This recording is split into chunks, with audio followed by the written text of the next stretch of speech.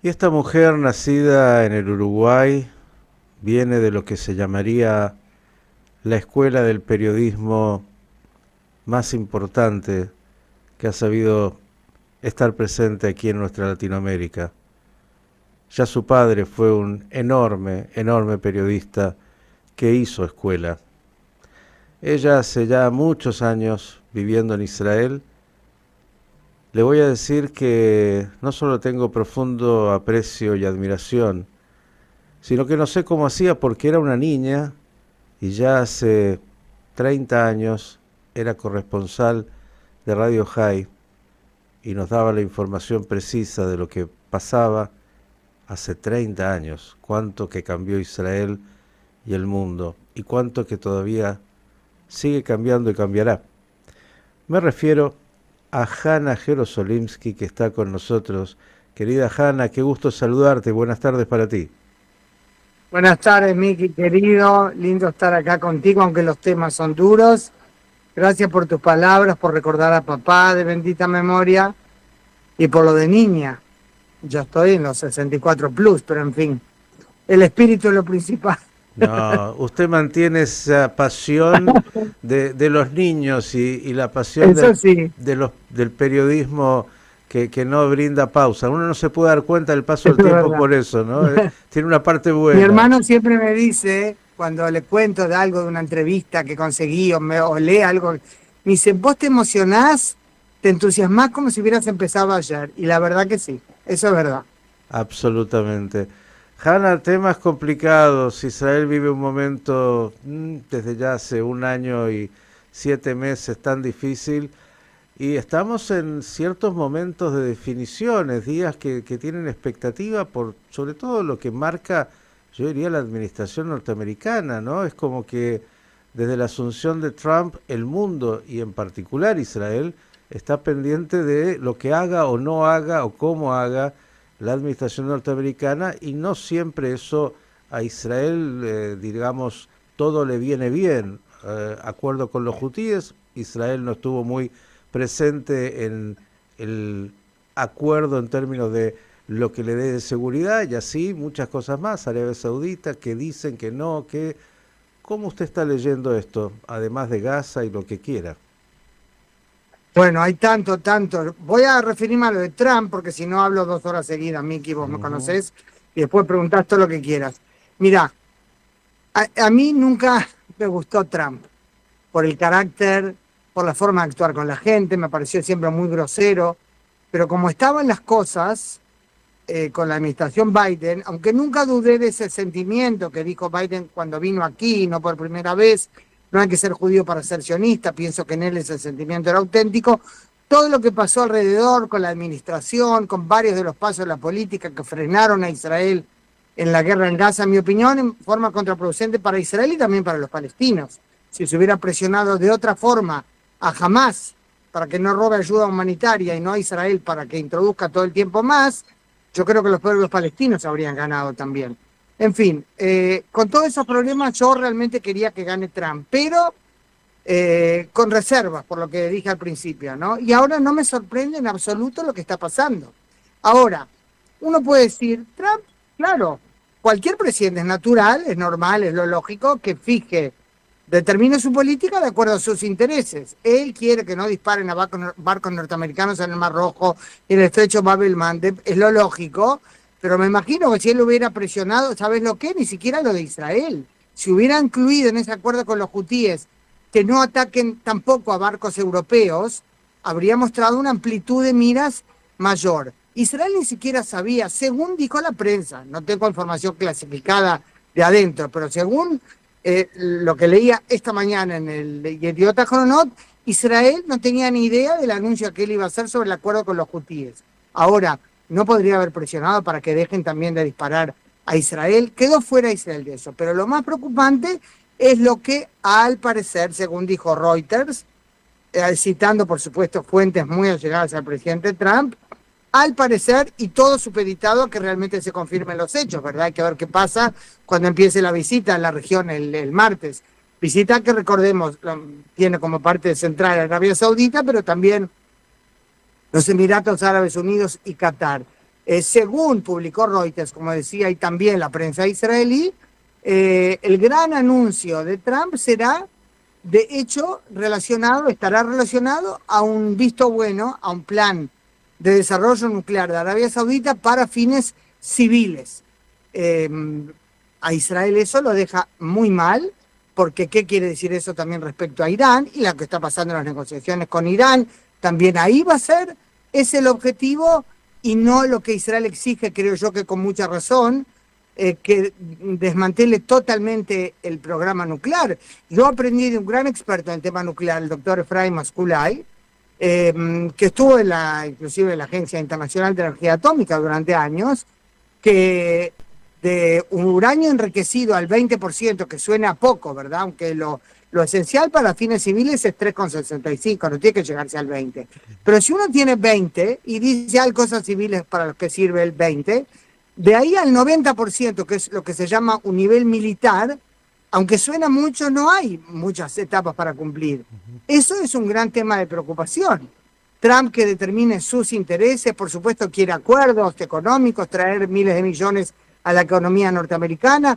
Él va a decir, como me hago eco de lo que leí esta mañana en un análisis muy bueno del gran analista militar de Yediot Ahronot y Ynet Ron Ben-Ishai, dijo, Trump, si va a llegar a un acuerdo, digamos, con esos parámetros, o lo mismo que con los hutíes, va a decir que es una victoria, porque él quiere victorias. O sea, si realmente los hechos, el contenido de esos acuerdos justifican que se los llame así o no, es otra historia. A Trump no le importa mucho los hechos, le importa lo que él proclame. Él dice victoria, pues victoria será. Es muy problemático para Israel. Muy problemático, Hannah, cuando parecería que Israel está casi, voy a decirlo así, secuestrada a la administración norteamericana. Incluso cuando hablamos de los hutíes, dicen las fuentes que esto fue parte del acuerdo con Irán de alguna manera continuar en las negociaciones, que Irán presionó a los hutíes para acordar esto con los norteamericanos, sin dejar, otra vez, dejando afuera a Israel y dejando afuera el resto.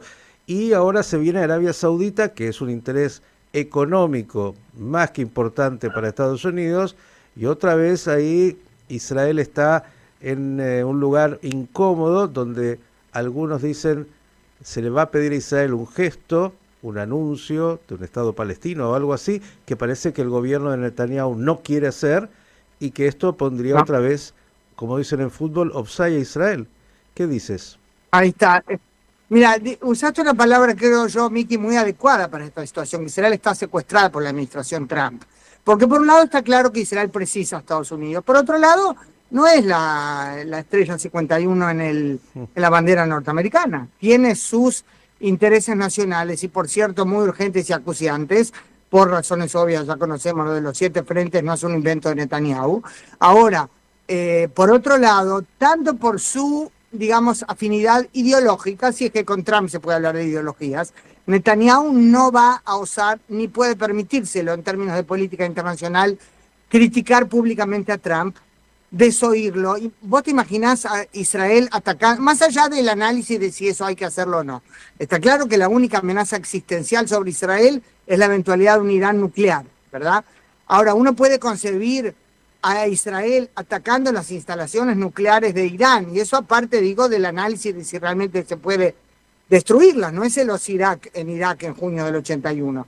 Israel atacando las instalaciones nucleares de Irán, si Trump antes logró un acuerdo con Irán y lo proclamó como victoria, un buen acuerdo, aunque quizás sea peor que el del 2015 de Obama, o sea, es inconcebible. Ahora, un tema que yo no, un punto que no mencioné, que está relacionado también a esto, y nuevamente, según especulaciones, análisis que salen en la prensa israelí, y cito nuevamente a este gran analista de muy buenas fuentes, Ron Ben-Ishai, analista militar de enorme experiencia aparte, que dice que un gran temor de Israel es que parte de todos estos acuerdos, ¿verdad?, de todos estos manejos secretos o contactos aún no todos a la luz del sol, es una moneda gazatí, o sea que en los contactos encubiertos, de hecho, Trump llegue a presionar a Israel o a prometer inclusive sin consultar a Israel, no sé, estoy agregando acá algo quizás un poco descabellado, que de hecho se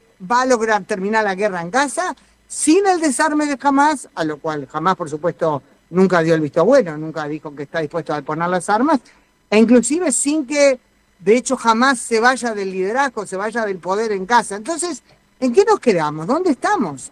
59 secuestrados todavía en manos de los terroristas en Gaza, ya 856 soldados muertos en la guerra. Bueno, los dos últimos atentados anteayer, perdón, de esos más de 850, algo menos de 400 fueron asesinados ya el 7 de octubre, todos los demás cayeron en combate. Es una situación muy compleja y aclaro que no estoy eximiendo responsabilidad al primer ministro Netanyahu. Vos sabés, si a veces tenés tiempo de leer alguna de mis notas, que soy muy crítica de políticas de este gobierno respecto al tema de la guerra en Gaza, pero eso no quita los enormes desafíos con los que hay que lidiar, que Israel no puede resolver solo. Es tan complejo, y lo estás diciendo con tanta claridad, que en realidad lo que ha surgido es una especie de emperador llamado Donald Trump, con, como se llamaba en la época de los romanos, un Moshel, alguien que es el que domina un área determinada, pero que finalmente todo lo termina por definir, le guste o no, el emperador, y puede anunciar cualquier cosa Trump, como has dicho. Es impredecible. Sí, puede llegar a decir él mismo, mire, vamos por un Estado palestino, cosa que no le va a preguntar a Israel, e Israel va a tener que empezar a ver qué hace con lo que sea eso y todas las definiciones. Es realmente muy complicado. Ahora, además de eso, si te llevo un tema distinto, la preocupación, además de los 7 frentes de la guerra, del desgaste, de muchos es qué está pasando dentro de casa. Muchos dicen Israel se ha transformado en una situación interna insostenible y que es el mayor de los peligros. Quiero tu lectura. Sí, sin duda, yo estoy extremadamente preocupada. Digamos, el odio de los enemigos, el deseo de exterminar a Israel, porque no hay ninguna duda, abro un paréntesis grande, creo que imprescindible, el ataque del 7 de octubre, los atentados terroristas de siempre, no tienen nada que ver ni con el gobierno más de derecha como salen los titulares de la prensa mundial, que es verdad, es el gobierno más de derecha que tuvo Israel en su historia, ni con Netanyahu, te guste el estilo de él o no. Es por la existencia misma de Israel, es por la incapacidad de aceptar la existencia de un Estado judío acá. No es ni por Netanyahu ni por tal o cual frontera. Ahora, cierre paréntesis de eso. Eso, digamos, lo damos por descontado. Siempre sabíamos de esa amenaza en varios frentes de los enemigos de Israel con la que hay que lidiar. Pero yo desde que me radiqué en Israel, desde que hice Aliá, en octubre del 79, ya hace casi 45 años y medio, nunca sentí una angustia como siento hoy por la situación interna. Yo te digo algo que no sé si un periodista debe decir en público. Yo no voté a Netanyahu, nunca voté a la derecha, siempre fue muy de centro, tampoco demonizo, evidentemente es un gobierno electo democráticamente, no le robó el poder a nadie, pero creo que este gobierno está cometiendo muy serios errores que dividen a Israel. No olvido que también del lado, digamos, opuesto a Netanyahu, hay también voces extremistas con las que no comulgo en absoluto, y forma de hablar sobre él que a mí me parece inaceptable. Una cosa es la discrepancia política interna y otra es algún tipo de expresiones que oímos, pero creo que hay serios motivos de preocupación. Empezó con el tema de la reforma judicial, que es necesaria, también juristas, digamos, de centro y de izquierda, que yo entrevisté, dice, claro que es necesaria reforma, pero no lo que estaba tratando de hacer, con un discurso problemático de parte de Netanyahu, que empezó cuando a él se le imputó, ¿verdad?, por sospechas de corrupción. Y recordemos que evidentemente es inocente hasta que se demuestre lo contrario. Él era el gran defensor de la Suprema Corte de Justicia de Israel. Con razón, creo yo. No puede decir que eso no significa que si los jueces nunca se equivocan. Son seres humanos, claro que se equivocan. Y había cosas que reformar en el sistema, dice la gente entendida en derecho, no me incluyo. Pero cuando él se le imputó, desde que el asesor jurídico, haciendo como fiscal del Estado, ¿verdad?, anunció que se le imputa, Netanyahu se convirtió en un crítico acérrimo, pero de una forma que realmente yo a veces decía, no puede ser, estoy oyendo mal, de la policía, de los jueces, de la Suprema Corte, del Contralor del Estado, dando a entender también hace poco, cuando se abrieron expedientes, o mejor dicho, de investigación, ¿verdad?, de algunos de sus colaboradores, de asesores en su propia oficina del primer ministro, por sospechas de lazos ilícitos, nada menos que con Qatar, hermanos musulmanes, que también es mediador, ¿verdad?, las negociaciones, pero fue el patrón del terrorismo de Hamas. Cuando se abrió esa investigación, entonces, por un lado, él dijo que no sabe nada. Que, digamos, para un primer ministro tampoco una situación de no saber nada, ¿verdad?, puede ser aceptable. Y por otro lado dijo que es un inventado, es una persecución política para sacarlo a él del poder. Decir, o sabés o no sabés qué está pasando. ¿Qué es eso? Hay una expresión, que ahora me viene la duda si en español se usa, lo estoy traduciendo en hebreo. En hebreo se dice República Bananot, o sea, viste, como un país bananero, como diciendo un país sin instituciones firmes, ordenadas, que vas como sopla el viento y no según parámetros claros, ordenados, jurídicos. ¿Qué es esto? Él es primer ministro de un país en el cual, como él dijo explícitamente, se inventan expedientes en la policía, se decide perseguir a tal o cual porque está a favor del primer ministro. ¿Qué es eso? Es quitar esa legitimidad a las instituciones del Estado porque él fue imputado. Para mí esa es la base del problema. Yo espero, como primer ministro del país del que soy ciudadana, que él sea absuelto. Ojalá. Pero todo lo que acompañó el proceso desde entonces, me fui muy atrás, ¿verdad?, de que lo imputaron. Pero ese fue el momento en que empezó ese deterioro, y recalco, no estoy diciendo que todas esas instituciones están exentas de errores o que no se las puede criticar, pero el quitarle legitimidad a la Suprema Corte de Justicia, todo lo que yo mencioné, que empezó cuando él fue imputado, me parece que es un craso error respecto al país todo. Y te quedó una institución tan importante como el Shabak, nada más ni nada menos, el servicio... Eso, ahí va, por eso se agregó, sí, digo, sí. hasta este nivel ha Perdón llegado, sí. ¿no? De toda una conspiración, todos conspiran y el único que mira, yo te voy a dar la síntesis para tu título, que es la que me parece hoy, y agradeciéndote enormemente. Cuando uno mira a Israel desde fuera, yo creo que pasa lo mismo ahí cuando estás haciendo este análisis de todo lo que has dicho, así como hay 59 secuestrados, Israel parece un país secuestrado, secuestrado no solo desde afuera, sino desde dentro. Incluso el gobierno de Netanyahu está secuestrado por algunos que, aunque son minoritarios, también lo secuestran. Digo, es esta una realidad muy descriptiva del momento, me parece, ¿no?, como título. Sí, yo traté de ser, aunque critiqué, un poquito relativamente delicada, porque si digo así, van a saltar que dice, ¿cómo te olvidas que fue electo democráticamente? No, no me olvidé, lo dije. Pero lo que pasa, mira, creo que quizás el origen del problema es que la persona más santa y sabia y justa del mundo es un ser humano. Y no es sabio que un país democrático como Israel permita la reelección. Nuevamente, se gana en forma legítima las urnas, nadie robó el poder, pero permitan la reelección una y otra vez. Evidentemente, el origen del problema está en la laguna legislativa, ¿verdad?, que no se corrigió en ningún gobierno israelí, de centro, de izquierda, de derecha. Ahora, digamos que el tema de la corrupción, digamos que están todos equivocados y Netanyahu, los jueces van a decidir que tiene que ser absuelto. Ojalá. Yo no busco que él llegue a prisión. Si la verdad es que es inocente, pues que lo absuelva. Cuando llegue el momento, esto parece que va para hasta los 120. Ahora, pero es cuestión de naturaleza humana. Después de tantos años en el poder, en determinado momento, el primer ministro, en este caso Netanyahu, porque no hay otro caso igual, salvo dictaduras, siente y está convencido de que es imprescindible, de que sin él el país está perdido. Y eso adecúa a eso también el discurso, quitando legitimidad a todos los demás. Es un serio problema y, por supuesto, logra en ese sentido convencer a mucha gente. Yo creo que fue un excelente primer ministro en los primeros años de su gobierno. Recordemos la primera vez en el 96, ¿verdad? Después volvió al 2005, salvo el año y medio aproximadamente Bennett y Lapid. Está hace ¿cuánto? 16 años en el poder, sin contar el primer gobierno. Entonces no se puede todas las fallas endilgarlo al otro lado.